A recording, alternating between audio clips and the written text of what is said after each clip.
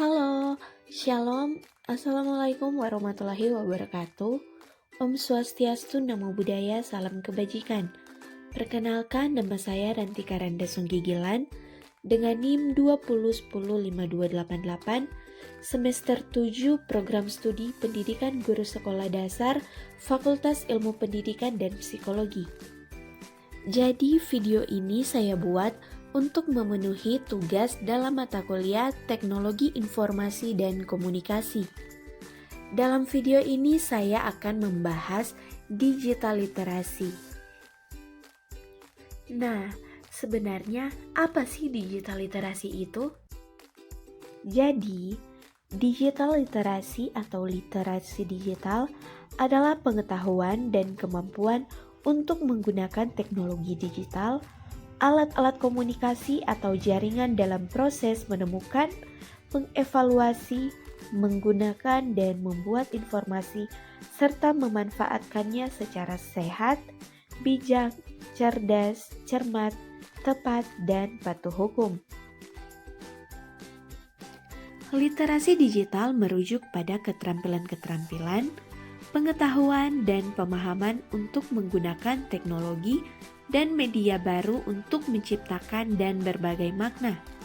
Literasi digital juga merujuk pada pengetahuan tentang bagaimana teknologi komunikasi memberi dampak terhadap makna dan kemampuan untuk menganalisis serta mengevaluasi pengetahuan-pengetahuan yang tersedia dalam jejaring web.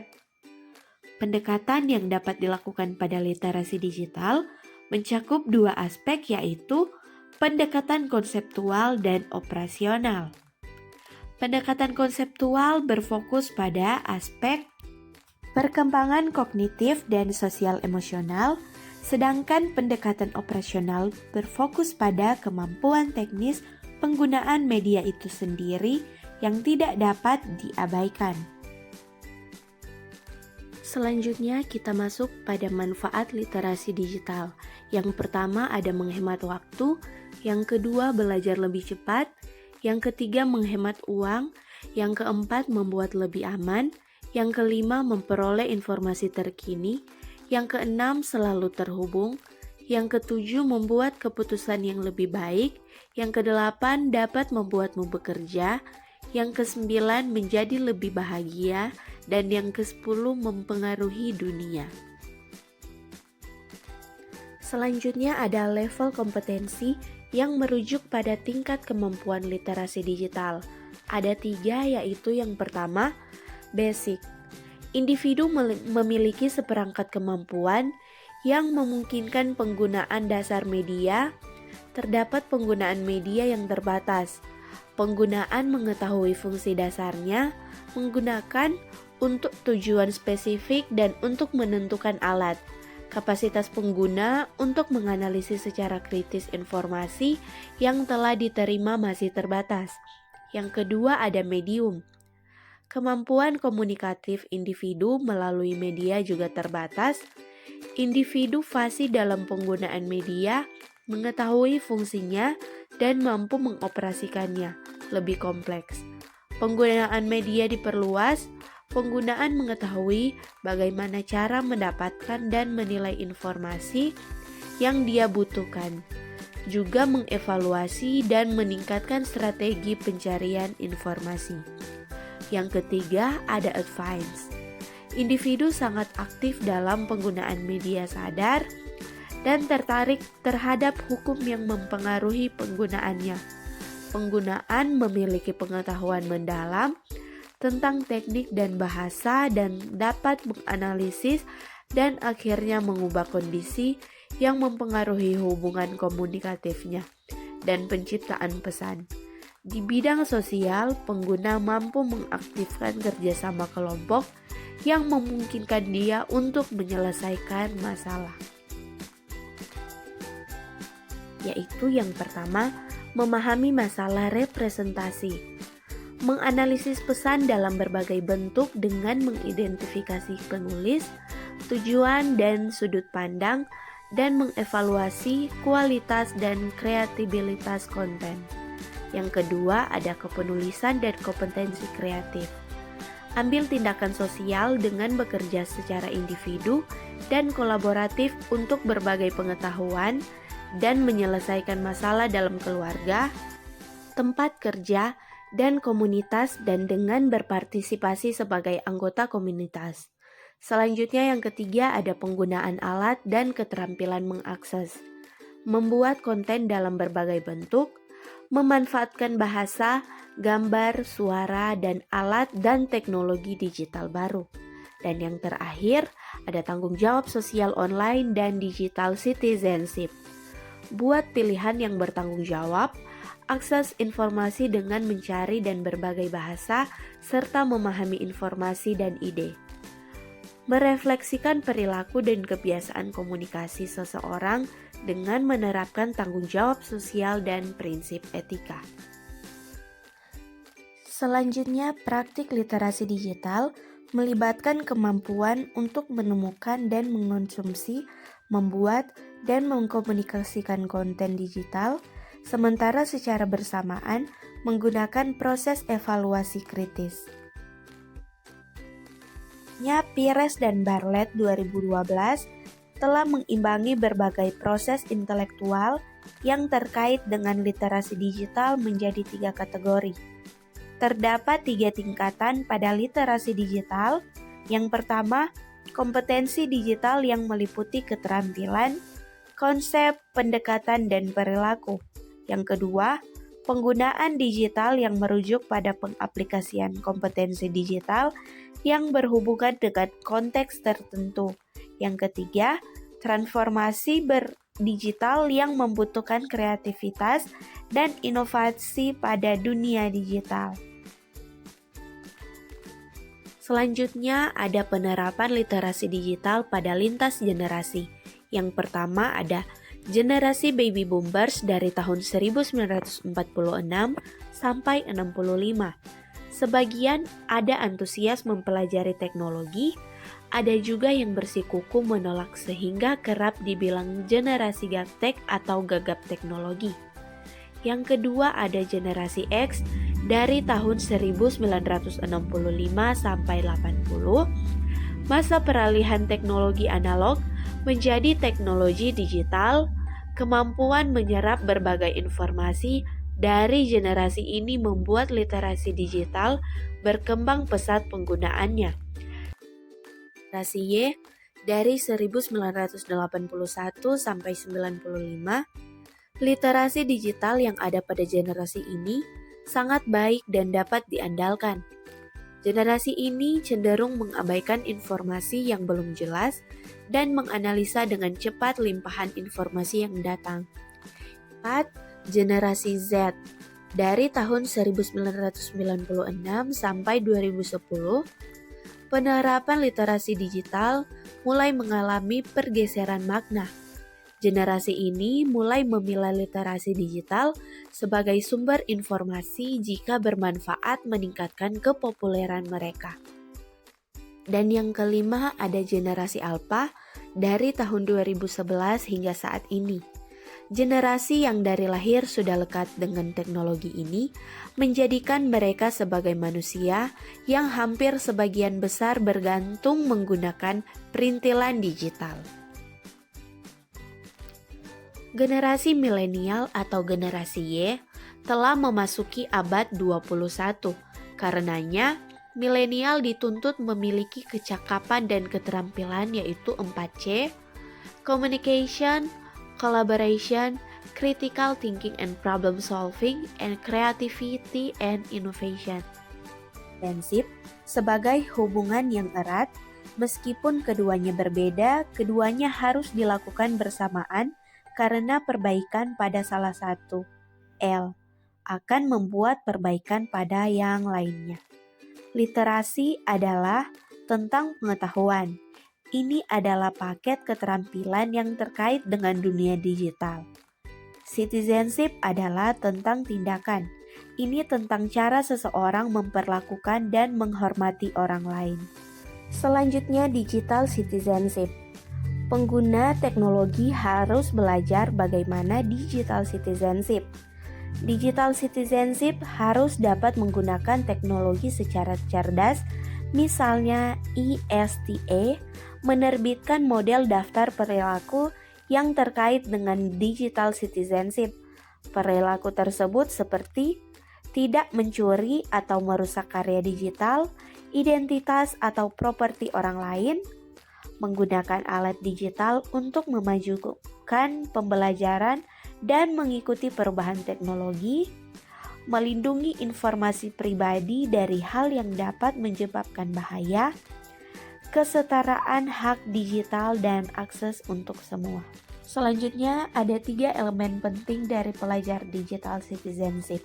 Yang pertama, be safe, protect yourself and others. Siswa perlu menyeimbangkan waktu antara jam online dan berhubungan langsung dengan orang-orang di dunia nyata. Perangkat digital adalah alat, kita perlu mengetahui kapan waktu yang paling baik untuk menggunakannya. Kita perlu mengajarkan anak-anak bahwa alat digital memiliki pengaruh yang sangat besar dan mereka harus berhati-hati serta waspada terhadap berbagai potensi masalah yang akan muncul dalam penggunaannya. Keamanan data tidak kalah penting. Media sosial, perangkat lunak, dan aplikasi semuanya memiliki pengaturan yang dapat melindungi data. Tentu saja, setiap program digital citizenship harus dimulai dengan jaringan yang aman. Yang kedua, be safe. Educate yourself and others. Penting bagi siswa untuk memahami manusia literasi, tidak hanya sebatas kemampuan membaca dan menulis.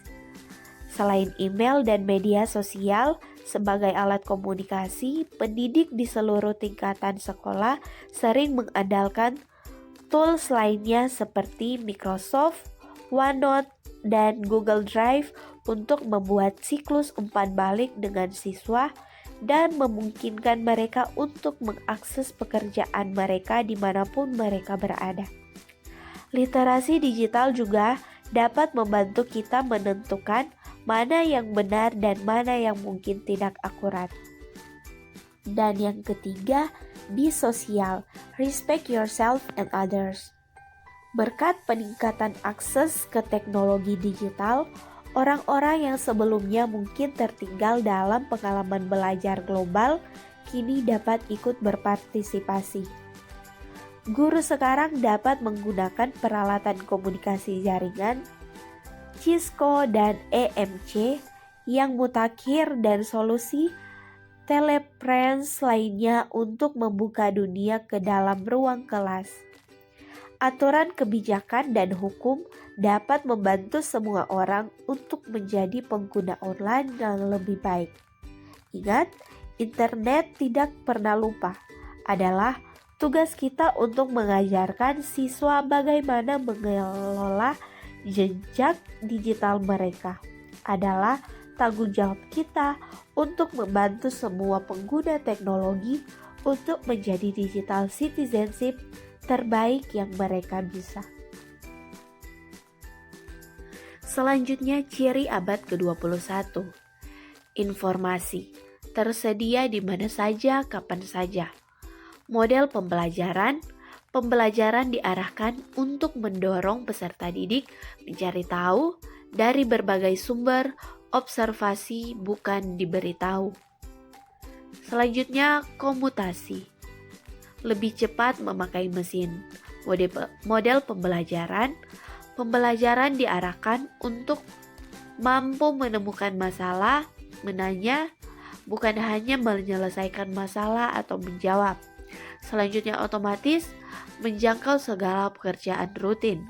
Model pembelajaran diarahkan untuk melatih berpikir analitis atau pengambilan keputusan, bukan berpikir mekanitis atau rutin. Selanjutnya, komunikasi dari mana saja ke mana saja. Model pembelajaran menekankan pentingnya kerjasama dan kolaborasi dalam menyelesaikan masalah. Selanjutnya, pembelajaran abad ke-20.